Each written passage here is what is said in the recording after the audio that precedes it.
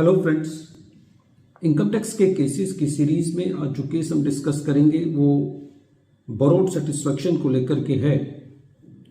Income tax की proceedings के अंदर ये देखा गया है कि जब एसएससी को सेक्शन 148 का नोटिस भेजा जाता है और उसके जो रीजंस एसएससी को सप्लाई किए जाते हैं तो उन रीजंस के परसुअल से ये पता चलता है कि असेसिंग ऑफिसर ने इन्वेस्टिगेशन रिपोर्ट के बेसिस पर जो भी एलिगेशन उसमें लगाए गए या उसके अंदर वो इंफॉर्मेशन सजेस्टिव है तो उस इंफॉर्मेशन के बेसिस पर एसएससी को वो इंफॉर्मेशन कॉपी पेस्ट करके एसएससी को रीजंस भेज देते हैं और उसके बेसिस पर एसएससी की सेक्शन 148 की प्रोसीडिंग्स चालू कर देते हैं। प्रेजेंट केस में ये इशू था कि जहां पर इस इंफॉर्मेशन के बेसिस पर बिना कोई इंक्वायरी किए बिना उस इंफॉर्मेशन को एसएससी के इनकम टैक्स की रिटर्न से मेल किए बिना यदि कोई नोटिस इशू किया जाता है तो क्या इस तरीके की असेसमेंट प्रोसीडिंग्स जस्टिफाइड है? यही इशू कोलकाता आईटीएटी की डी बेंच के सामने एक case deputy commissioner of income tax versus Rajesh Kumar Kedia के केस में सामने आया और ये case 127 ITR tribunal short note 57 पर रिपोर्ट हुआ।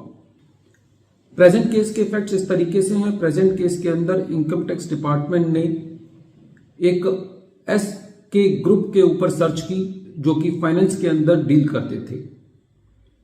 जब ये सर्च की गई तो कुछ स्टेटमेंट्स रिकॉर्ड की गई और उस स्टेटमेंट के बेसिस पर और जो एविडेंसेस इन्वेस्टिगेशन डिपार्टमेंट ने कलेक्ट की उसके बेसिस पर एक डिससेमिनेशन रिपोर्ट बनाई गई और उस रिपोर्ट के अंदर ये कहा गया कि जो ये इंफॉर्मेशन है ये एक इंफॉर्मेशन खाली इंडिकेटिव है और ये एग्जॉस्टिव नहीं है और असेसिंग ऑफिसर इस रिपोर्ट के बेसिस पर एक्शन लेने से पहले फर्दर इंक्वायरी कर सकता है।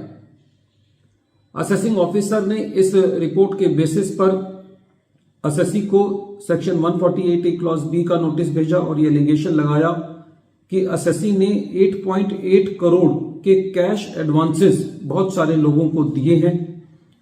एसएससी ने अपने सबमिशंस दिए लेकिन असेसिंग ऑफिसर ने एसएससी की सेक्शन 147 के अंदर 9.41 करोड़ का एडिशन किया जिसके अंदर 8.8 करोड़ लोन्स का था और बाकी इंटरेस्ट का था।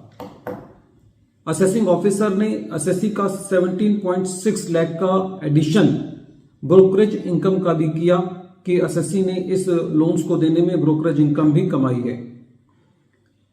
जब ये मैटर सीआईटी अपील के पास गया तो सीआईटी अपील का एक बहुत ही कंसीडर्ड व्यू था कि प्रेजेंट केस के अंदर असेसिंग ऑफिसर कोई भी ऐसा एविडेंस नहीं ला पाया है जिससे एसएससी जो है वो कनेक्ट हो पाता हो उस इन्वेस्टिगेशन रिपोर्ट से जिसके ऊपर असेसिंग ऑफिसर रिलाई कर रहा है।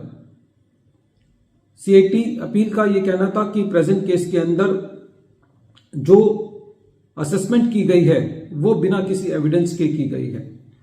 रेवेन्यू ने सीआईटी अपील के ऑर्डर के अगेंस्ट ट्रिब्यूनल में अपील फाइल करी और एसएससी ने अपने क्रॉस ऑब्जेक्शंस फाइल किए।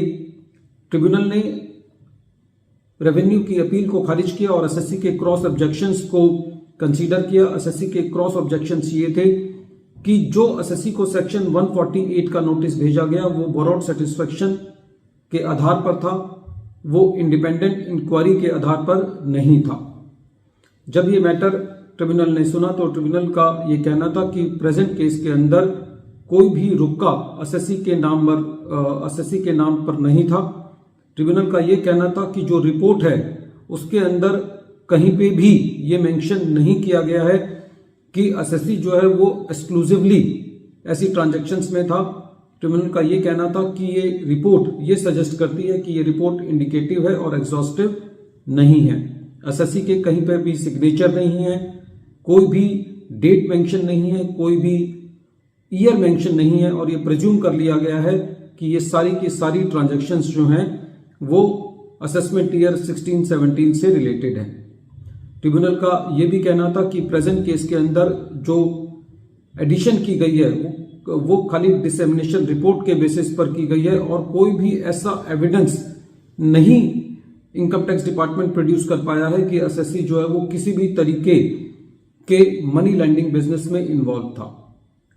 जो स्टेटमेंट्स पर रेवेन्यू ने रिलाई किया है उन स्टेटमेंट्स में एसएससी का कहीं पर भी नाम नहीं है। सारी की सारी एडिशंस जर्नल थ्योरी के बेसिस पर है और कोई भी कोरोबरेटिव एविडेंस एसएससी के अगेंस्ट नहीं है। तो ऐसी परिस्थिति के अंदर जो एसएससी है जहां पर उसका नाम स्पेसिफिकली नहीं लिया गया है और खाली रिपोर्ट में ये मेंशन है कि ये रिपोर्ट एक पोटेंशियल या प्रोबेबल इन्वेस्टर्स की है, तो ऐसे केस में बिना इंडिपेंडेंट इंक्वायरी के बोरोड सेटिस्फेक्शन के बेसिस पर एसएससी को सेक्शन 148 की प्रोसीडिंग्स के लिए नहीं इन्वॉल्व किया जा सकता। वीडियो के अंत में एक बार फिर मैं केस का नाम रिपीट कर रहा हूं। केस का नाम है deputy commissioner of income tax versus Rajesh Kumar Kedia और ये case 127 ITR tribunal short note 57 पर रिपोर्ट हुआ। Thank you friends.